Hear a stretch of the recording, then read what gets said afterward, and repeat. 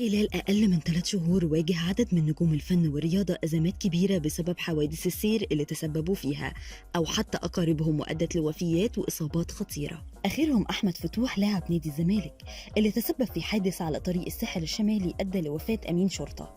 ومع التحريات أثبتت النيابة تعاطيه مخدر الحشيش، وجددت النيابة حبس اللاعب 15 يوم على ذمة التحقيق. والحال ما اختلفش كتير عند عصام صاصة مغني المهرجانات، فبعد خروجه بكفالة من تهمة القتل الخطأ بعد ما دهس مواطن بعربيته وأثناء رجوعه من دبي بعد حفلاته هناك، اتقبض عليه واتحكم عليه ب6 شهور سجن بسبب تعاطيه المخدرات. وعلى طريق الشيخ زايد الفنان عباس أبو الحسن دهس سيدتين أثناء عبورهم الطريق بشكل مفاجئ، وتوفت واحدة منهم.